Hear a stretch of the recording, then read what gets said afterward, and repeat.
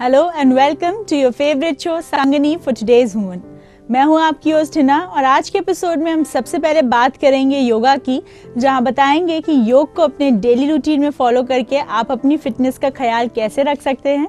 उसके बाद बात होगी ब्यूटी केयर की, जहां हम बात करेंगे आपकी नेल केयर के बारे में और आखिर में लेंगे आपकी क्वेरीज और जानेंगे उनके सोल्यूशंस हमारी एक्सपर्ट से। तो चलिए एपिसोड शुरू करने से पहले देखते हैं आज के एपिसोड की एक छोटी सी झलक।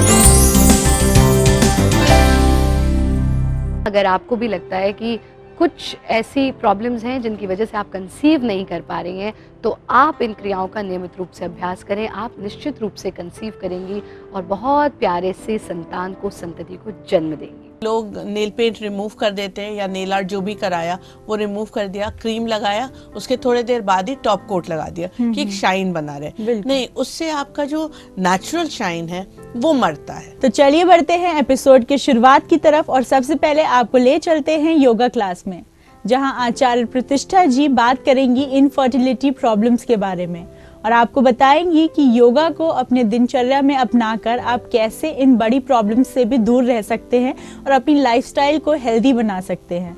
आइए देखते हैं कौन से ऐसे योगा आसन हैं जो आपको इन प्रॉब्लम्स में मदद करेंगे। नमस्ते, मैं हूं आचार्य प्रतिष्ठा और पिछले एपिसोड में हम बात कर रहे थे कंसेप्शन की, कंसीव करने की, मातृत्व के सुख को पाने की और मातृत्व के सुख को पाने के लिए बीच में आने वाले बाधक तत्वों को भगाने की। जी हाँ, अगर आपको भी लगता है कि कुछ ऐसी प्रॉब्लम्स हैं जिनकी वजह से आप कंसीव नहीं कर पा रही हैं, तो आप इन क्रियाओं का नियमित रूप से अभ्यास करें। आप निश्चित रूप से कंसीव करेंगी और बहुत प्यारे से संतान को, संतति को जन्म देंगी। 2 क्रियाओं का अभ्यास आपने पिछले एपिसोड में किया था और इस एपिसोड में हम सबसे पहले करेंगे गुप्त पद्मासन का अभ्यास। गुप्त पद्मासन ऋषियों द्वारा बनाई गई एक बहुत पुरानी योग की क्रिया है जिसके लाभ ही लाभ हैं। अगर मैं उसके लाभ गिनवाने बैठ जाऊं तो हमें न जाने कितना समय लग जाएगा। गुप्त पद्मासन का नियमित रूप से अभ्यास करने से व्यक्ति पूर्ण रूप से स्वस्थ रहता है और ख़ास तौर पे कंसीव जो महिलाएं करना चाहती हैं उनके लिए रामबाण है। वो इसका निरंतर अभ्यास करें तो वो जल्द ही कंसेप्शन को पा जाएंगे। गुप्त पद्मासन के लिए आप पद्मासन लगाएंगे, पैरों को सामने फैलाएंगे, दाएं पैर को बाएं जंघा पर, बाएं पैर को दाएं जंघा पर लगाएंगे। जो लोग गुप्त पद्मासन नहीं कर सकते वो इसको क्रॉस लेग्ड पोजीशन में अभ्यास करें, पर कोशिश करें कि इसको पद्मासन में करना ही सर्वोत्तम है। अपने शरीर का बैलेंस बनाते हुए अपने घुटनों पर पूरे वजन को ले आएंगे और फिर पेट के बल लेट जाएंगे। यानी पद्मासन में ही आप पेट के बल लेट गई हैं और फिर अपने हाथों को कमर के पीछे ले जाकर के आपस में मिला देना।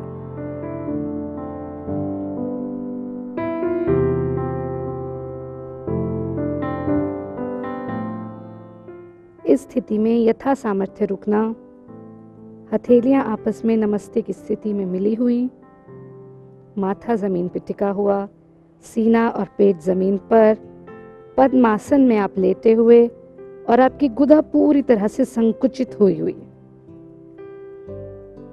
यथा सामर्थ्य इस स्थिति में रुकें और फिर धीरे से नमस्ते की स्थिति से हाथों को वापस ले आए, जमीन पे टिका दें, चेहरे को ऊंचा उठाएं और फिर से अपने घुटनों पर पूरा बल देते हुए अपने शरीर को पीछे की ओर खींचते हुए पद्मासन में आ जाएं।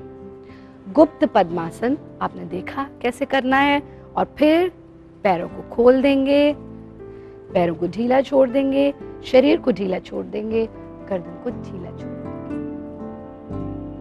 गुप्त पद्मासन का अभ्यास आप जितनी देर आप सुगमता के साथ इजीली कंफर्टेबल रह सकते हैं, क्योंकि नॉर्मल ब्रीदिंग है, सांस को रोकना या सांस को छोड़ने का काम नहीं है, सिर्फ नॉर्मल जो आपका ब्रेथ है वैसे ही रहेगा।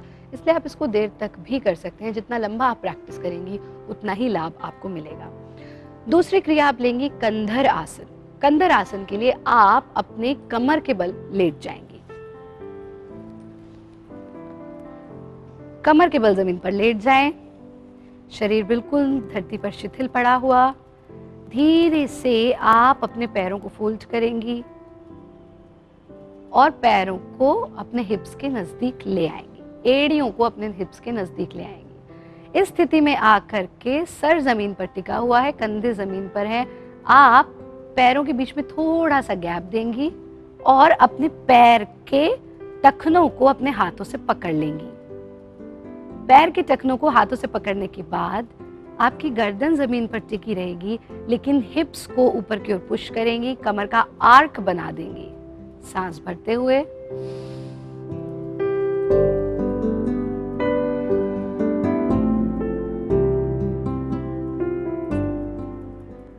यथा सामर्थ्य यहाँ पर रुकेंगे।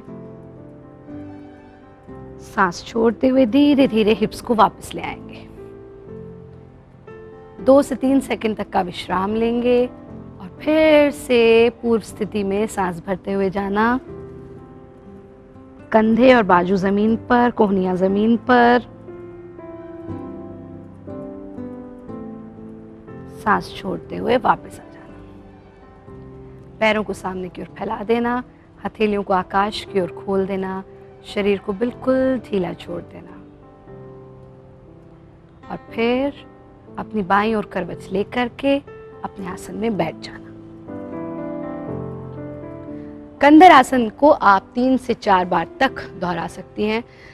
कंधर आसन का अभ्यास यदि आप अपने 3rd ट्राइमेस्टर में करती हैं प्रेगनेंसी के बाद, तो इवन जो बच्चे की पोजीशन ब्रीच है, यानी उल्टा बच्चा होता है, वो तक सीधा हो जाता है यदि आप इसका 3rd ट्राइमेस्टर में अभ्यास करते हैं। लेकिन यहाँ हम कंसेप्शन की बात कर रहे हैं। पिछले एपिसोड में आपने 2 क्रियाओं को जाना, उन्हें समझा और मुझे उम्मीद है आपने उन्हें अपनाया भी होगा। इस एपिसोड में ये 2 क्रियाएं और अगले एपिसोड में आप जानेंगे कि कौन सी और क्रियाएं, क्या भोजन में, क्या आयुर्वेदिक भोजन ऐसा है जिसको आप ले सके, कौन सी औषधियाँ हैं जिनको आप ले सकें, और उन औषधियों को लेकर के, इन क्रियाओं का अभ्यास करके आप कैसे जल्द से जल्द कंसीव कर सकती हैं। योग के जरिए हम अपनी जिंदगी से बीमारियों को दूर रख सकते हैं और उनको आने से रोक सकते हैं। यही कमाल है योग का, इसीलिए हम जरूर दिखाते हैं आपको योग के कुछ ऐसे आसन जिन्हें आपको अपने डेली रूटीन में जरूर फॉलो करना चाहिए। इसी के साथ वक्त हो गया एक छोटे से ब्रेक का। ब्रेक पे जाने से पहले मैं बता दूं कि आप हमसे कनेक्टेड रहिए हमारे फेसबुक पेज के जरिए।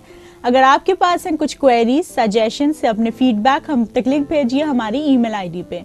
हमारी ईमेल आईडी है sangani@etv.co.in। आइए बढ़ते हैं ब्रेक की तरफ। कहीं जाइएगा मत, क्योंकि ब्रेक के उस पार हम जुड़ेंगे अपनी ब्यूटी एक्सपर्ट के साथ। लोग नेल पेंट रिमूव कर देते हैं या नेल आर्ट जो भी कराया वो रिमूव कर दिया, क्रीम लगाया, उसके थोड़े देर बाद ही टॉप कोट लगा दिया कि एक शाइन बना रहे। नहीं, उससे आपका जो नेचुरल शाइन है वो मरता है।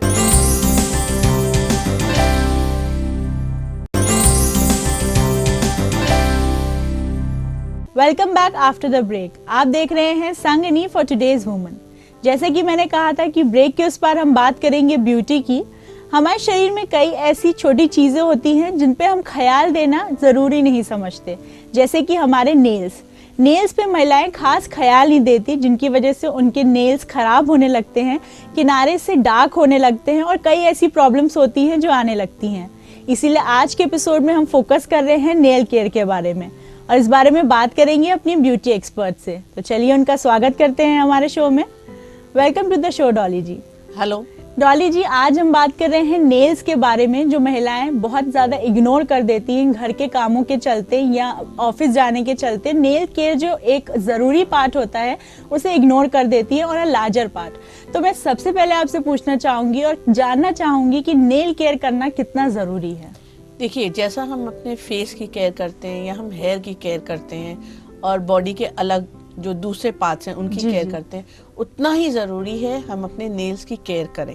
अगर हम अपनी नेल्स की केयर नहीं करेंगे तो लोगों को लगता है कि क्या है, सिर्फ नेल्स को हमें काटना है और उन्हें छोटा रखना है। नहीं, उसके साथ साथ आप देखेंगे नेल्स में साइड में क्यूटिकल्स आ जाते हैं, डेड स्किन आ जाता है, स्किन ओवरलैप करके नेल्स के ऊपर चढ़ आती है। तो ये सबको साफ रखना या रिमूव करना बहुत ज़्यादा ज़रूरी है। अगर आप नहीं करेंगी तो अगर मान लीजिए आपने नेल्स ग्रो किए हुए और उनकी सही तरह से देख रेख नहीं हो रही है, उसकी क्लेंजिंग नहीं हो रही है, तो उसमें गंदगी इकट्ठा होती जाती है, विच इज हार्मफुल। हेल्थ के लिए भी हार्मफुल है और नेल्स के लिए भी हार्मफुल है। अगर आप लॉन्ग नेल्स रख रहे हो तो भी आपको एक्सेसिव ध्यान रखना जरूरी है। अगर आपके शॉर्ट नेल्स हैं तो भी आपको उनका ध्यान रखना बहुत जरूरी है। डॉली जी, जैसे कि आजकल नेल आर्ट बहुत ज्यादा फैशन में है, लोग अलग अलग तरीके से अपने नेल्स को डेकोरेट करते हैं।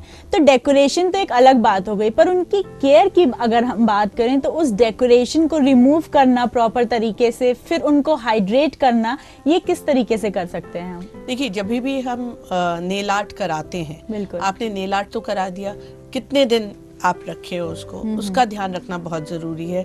क्या उसके वजह से ऐसा तो नहीं हो रहा है कि आपकी नेल्स ब्रीथ नहीं कर पा रही हैं? बिल्कुल। तो ये ड्यूरेशन जानना बहुत जरूरी है कि जब आप नेल आर्ट रिमूव करें, मान लीजिए आपने 1 वीक के लिए रखा, उसके बाद अगर आप चेंज कराना चाहते हो, नेल पेंट लगाना चाहते हो या दूसरा नेल आर्ट लेना चाहते हो, तो कम से कम 1 दिन for 24 hours your nails should breathe. ये बैक टू बैक नहीं कराना चाहिए। ब्रीदिंग प्रोसेस बहुत जरूरी है। और जब आप उसको रिमूव करते हैं तब आप अपने नेल्स को हाइड्रेट करिए। खूब अच्छे से नेल क्रीम्स आते हैं, आप उनको लगाकर छोड़ दीजिए। उससे क्या होगा, वो सॉफ्टनेस भी बनी रहेगी और एक शाइन भी बना रहेगा। जब आप नेल पेंट लगाते हो तो जो कोटिंग होती है नेल्स की, वो खत्म होने लगती है। तो उसको बिल्कुल भी, अगर आप कंटिन्यूसली एक लगातार आपने नेल पेंट लगाया हुआ है तो ये कोटिंग की प्रॉब्लम बढ़ जाती है। मान लीजिए आपने नेल पेंट लगाया या नेल आर्ट जो भी आपने कराया, फिर उसको रिमूव कराया, रिमूव करने के बाद उसको थोड़ी देर छोड़ दें एंड लेट इट ब्रीथ। उसमें कुछ भी ना लगाएं, ये भी नहीं कि टॉप कोट लगा दिया। कभी कभी ऐसा होता है कि लोग नेल पेंट रिमूव कर देते हैं या नेल आर्ट जो भी कराया वो रिमूव कर दिया, क्रीम लगाया, उसके थोड़े देर बाद ही टॉप कोट लगा दिया कि एक शाइन बना रहे। नहीं, उससे आपका जो नेचुरल शाइन है वो मरता है। तो इसलिए नेल्स को ब्रीथ करना बहुत ज्यादा जरूरी है। डॉली जी, अगर हम महिलाओं पे फोकस करें तो कुछ ही ऐसी महिलाएं हैं जो खास ख्याल रखती हैं नेल्स का या प्रोफेशनली उनका ख्याल रखवाती हैं। तो मैं ये पूछना चाहूंगी कि अगर हम घर पे ख्याल रखना चाहें तो हम क्या चीजें कर सकते हैं अपने नेल्स को क्लीन और हेल्दी रखने के लिए? देखिए, सबसे पहले इस कटिंग, आप अपने नेल्स को कैसे काट रहे हो। अगर आप बहुत अंदर तक, कोने में बहुत अंदर तक काट लोगे तो इनग्रोथ हो जाता है और ये प्रॉब्लम पैरों में ज्यादा होती है। बिल्कुल, हाथ के नेल्स में भी होती है लेकिन पैरों के नेल्स में ये बहुत ही कॉमन प्रॉब्लम है। वो क्या होता है, लोग काटते हैं तो बिल्कुल अंदर तक, तो उसमें स्किन भी कट जाता है और वो स्किन के अंदर धीरे धीरे नेल्स ग्रो करने लगते हैं। तो इस बात का ध्यान रखना बहुत जरूरी है कि एजेस बिल्कुल अंदर तक न काटें। एंड सेकेंडली, जब क्लेंजिंग कर रहे होते हैं, अगर आप घर पे भी कर रहे हो तो नेल्स को काटने से पहले फर्स्ट प्रोसेस है कि थोड़े देर उसे वार्म वाटर या ल्यूकवार्म वाटर में भिगो लें ताकि सॉफ्ट हो जाए नेल्स। वो सॉफ्ट हो जाएगा, कटिंग भी इजी होगी और सिमेट्री से भी कटेगी। और जब सॉफ्ट होगा तो आपको, जैसे आपको काटने में दिक्कत नहीं होगी और एक्सेस जो नेल है, जो मैं कह रही हूँ किनारे से, क्योंकि किनारे दब जाते हैं, तो वो भी आपको दिक्कत नहीं करेगी। और एकदम अंदर तक ना काटें। और फिर काटने के बाद जो बचा हुआ हिस्सा है उसको खूब अच्छे से क्लीन करें। बिल्कुल, you can take little bit of shampoo, आपने पानी में डाला और उससे उसमें भिगो के रखा तो वो क्लीन हो जाता है। नेल्स भी क्लीन हो जाते हैं, फीट तो होता ही होता है। तो ये करना जरूरी है। एंड सेकेंडली, जैसे कि आप अगर नेल पेंट लगाए हुए हैं तो पहले नेल पेंट रिमूव करें, उसके बाद डिप करें। हाँ, ये नहीं कि नेल पेंट के साथ आपने डिप कर लिया। जब आप कटिंग भी कर रहे हो तो नेल पेंट रिमूव कर लें और उसके बाद डिप करके और फिर उसे कट करें। दूसरी चीज ये है, जो साइड में क्यूटिकल्स निकल आते हैं, जो साइड के, जो हम कहते हैं ना स्किन, हाँ स्किन, वो जो आ जाते हैं, उसको भी रिमूव करना बहुत जरूरी है। तो या तो अगर इफ यू आर एक्सपर्ट, आप रेगुलरली करते हैं तो वो आप अपने आप निकाल लो, नहीं तो you go to a professional. कभी कभी क्या होता है कि अगर आप you are not too sure कि कैसे उसे काटना है और आपने एक्सेसिव काट लिया तो उससे प्रॉब्लम हो सकती है, उससे एलर्जी हो सकती है, उसमें पस पड़ सकता है। तो ध्यान रखने की बहुत ज़रूरी है कि जो आपके इंस्ट्रूमेंट्स हैं, देखिए घर पे तो पर्सनल यूज़ के होते हैं तो इतना प्रॉब्लम नहीं होता है। जब बाहर आप जाएं तो इस बात का ध्यान जरूर रखें कि जितने भी इंस्ट्रूमेंट्स यूज हो रहे हैं वो क्लीन हैं कि नहीं है। अगर हम प्रोसीजर को अच्छे से नहीं करेंगे तो हेल्थ इश्यूज भी पैदा हो सकते हैं। बिल्कुल, and that can be severe. Dolly ji, इसके अलावा अगर मैं ये पूछूं कि प्रोफेशनल जो हम मैनिक्योर और पेडिक्योर कराते हैं, इसे हमें कितने टाइम ड्यूरेशन में कराना चाहिए और ये कितना जरूरी है? देखिए, वंस अ मंथ तो मस्ट है, क्योंकि बहुत ज्यादा डेड स्किन हो जाता है बिल्कुल। पैरों के नीचे भी आप देखती हैं बहुत ज्यादा डेड स्किन हो जाता है। नेल्स भी जो बढ़ रहे होते हैं वो इन ग्रोथ ना ले लें, अंदर अंदर ग्रोथ करने ना ले लें। बहुत लोगों को क्या होता है, नेल्स के अंदर जो नेल्स ग्रो कर रहे हैं तो वहां पर भी स्किन बढ़ आता है। तो ये सब अगर प्रॉब्लम्स है तो आप किसी प्रोफेशनल से ही कराएं। सेकेंडली, जो जिनको डायबिटीज है उनको भी इस बात का ध्यान रखना बहुत जरूरी है कि उनके नेल्स में कभी कोई प्रॉब्लम ना आए। तो अगर वो किसी प्रोफेशनल से भी करा रहे हैं तो वो जरूर बता दें, क्योंकि अगर ज्यादा कट गया या गलत कट गया या स्किन में ब्लीड करने लग गया अगर तो हाँ ब्लीड करने लग गया और कोई इन्फेक्शन, तो उससे और मेजर प्रॉब्लम हो सकता है। तो बार बार हम लोग इस बात पे इंसिस्ट करते हैं क्लीननेस। जब भी हम नेल्स की बात करते हैं, हर चीज में क्लीननेस बहुत जरूरी है, बट इसमें it can lead to major problems. तो इसलिए सफाई का ध्यान रखना बहुत ज्यादा जरूरी है। और जब आप किसी प्रोफेशनल से कराते हो तो उन्हें नैक पता होता है कि कितने आपके क्यूटिकल्स काटने हैं, नेल्स कैसे काटने हैं, कितने देर डिप रखना है ताकि आपका डेड स्किन जो तलुए में हो गया या फिगर्स के नीचे हो गया या नेल्स में अगर कोई प्रॉब्लम है, जैसे कि मैंने कहा कि नेल्स के अंदर स्किन ग्रो कर गया, तो वो कैसे काटने हैं, वो नेल्स को कैसे काटना है, तो वो इन सब बातों का ध्यान रख सकते हैं। वक्त हो गया एक छोटे से ब्रेक का। ब्रेक के बाद हम फिर जुड़ेंगे अपनी ब्यूटी एक्सपर्ट से और जानेंगे कैसे करें आप अपनी नेल केयर पूरी तरीके से। मैं आपको बता दूं कि आप हमसे कनेक्टेड रह सकते हैं हमारे फेसबुक पेज के जरिए, और इसी तरह अपनी क्वेरीज हम तक भेजते रहिए ताकि हम अपने एक्सपर्ट से बात करके आपकी क्वेरीज के जवाब आपको दे सकें। आप भेजिए अपनी क्वेरीज, सजेशंस और फीडबैक्स हमारी ईमेल आईडी पे। हमारी ईमेल आईडी है sangani@etv.co.in। बढ़ते हैं ब्रेक की तरफ। ब्रेक के बाद करेंगे और ढेरों जानकारियां हमारे ब्यूटी एक्सपर्ट से। ये जो स्प्लिट एंड्स हो गए हैं, ये रीजन है कि आपके हेयर डैमेज हो गए। सबसे फर्स्ट जो है स्टेप इसके लिए वो ये है कि आप अपने स्प्लिट एंड्स को कटवाएं।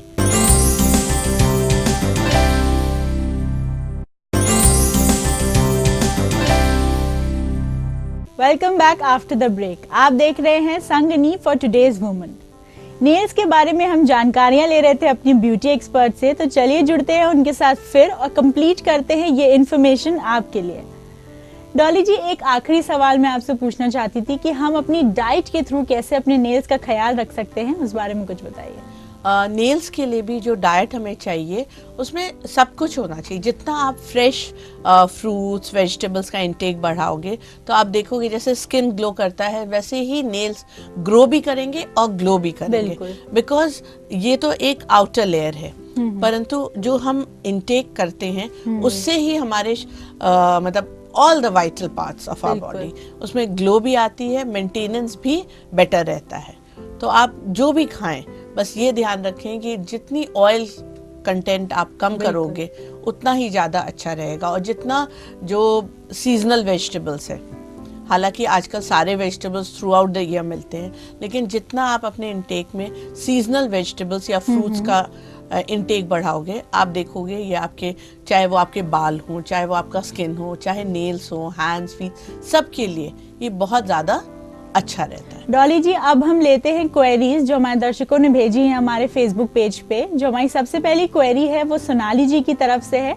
वो ये कहती है कि उनको डैमेज्ड हेयर के लिए कोई रेमेडी जाननी है, स्पेशली उनके स्प्लिट एंड्स हैं, उसके लिए उन्हें क्या करना चाहिए, ये वो जानना चाहती है। Sonali, because of your split ends, ये जो स्प्लिट एंड्स हो गए हैं ये रीज़न है कि आपके हेयर डैमेज हो गए। सबसे फर्स्ट जो है स्टेप इसके लिए वो ये है कि आप अपने स्प्लिट एंड्स को कटवाएं। जब तक आप इनको कटवाएंगे नहीं, आपकी जो हेयर है वो फर्दर डैमेज होती रहेगी। तो आप किसी भी अच्छे हेयर टेक्नीशियन के पास जाइए और अपने स्प्लिट एंड्स को रिमूव कराइए। उनकी शेडिंग होती है, तो वो स्प्लिट एंड्स जब रिमूव होगा तो आपकी जो हेल्दी हेयर है, क्योंकि अभी आपके जो हेल्दी हेयर हैं वो भी डैमेज हो रहे हैं, इसलिए वो पूरे बाल आपके डैमेज लग रहे हैं। तो आप पहले स्प्लिट एंड्स को रिमूव कराइए। जब आप स्प्लिट एंड्स रिमूव कराएंगी उसके बाद फर्दर आप ट्रीटमेंट्स ले सकते हो जिससे कि आपकी हेयर हाइड्रेटेड रहे। There are various treatments for it.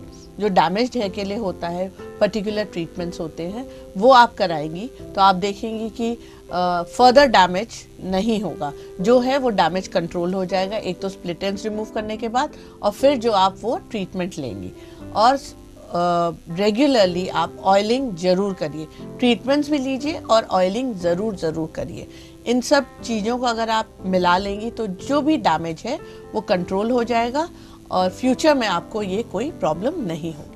Dolly जी, हमारे फेसबुक पेज पे जो अगली क्वेरी आई है वो शमा जी की तरफ से है, जो ये जानना चाहती हैं कि विंटर्स में कौन से लोशन यूज करने चाहिए अगर उनकी स्किन ड्राई है तो। शमा जी, वैसे भी अगर ड्राइनेस है तो विंटर्स में ये प्रॉब्लम और बहुत ज़्यादा एग्रवेट हो जाती है।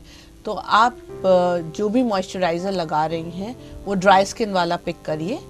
कहीं भी जाएंगे आप बोलेंगे कि मेरे को ड्राई स्किन के लिए चाहिए मॉइस्चराइज़र, वो लगाएं। और जो ड्यूरेशन है वो आप उसका ध्यान रखें कि एवरी 3 to 4 आवर्स आप अपने स्किन पे मॉइस्चराइज़र लगाती रहें। अगर आप नहीं लगाएंगी, क्योंकि एक्सेसिव ड्राइनेस है, अगर आप नहीं लगाएंगी तो स्किन में क्रैक्स आने लगेगा। उसके साथ साथ विंटर्स में लोग पानी का कंजम्पशन कम कर देते हैं, जिसका डायरेक्ट इफेक्ट आपके फेस पे आता है। फेस जो ये ड्राइनेस है वो और आपके फेस को सिकुड़ा देगा। तो इसकी वजह से आप खूब ज़्यादा पानी पीजिए।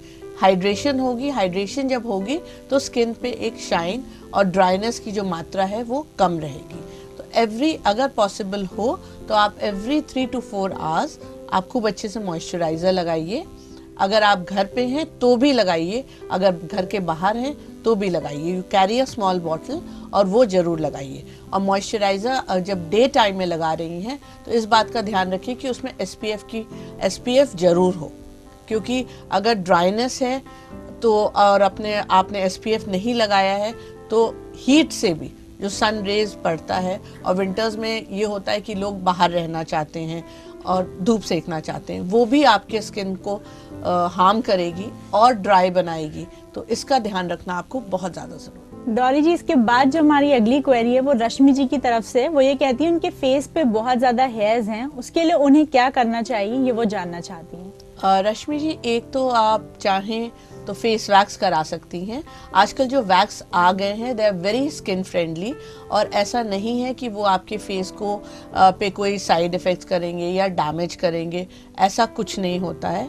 जब आप वैक्सिंग कराएं उसके बाद कुछ अच्छा सा पैक लगा सकती हैं जिससे कि फेस पे एक शाइन बना रहे। और वैक्सिंग से देखिए जितना भी है एक फ्रिक्शन होता है स्किन पे, तो उसको वो कंट्रोल करेगा। अगर आप वैक्सिंग नहीं कराना चाहती हैं, स्किन लाइटनर ले सकती हैं जिसे हम ब्लीच कहते हैं, तो वो भी आप लगा सकती हैं।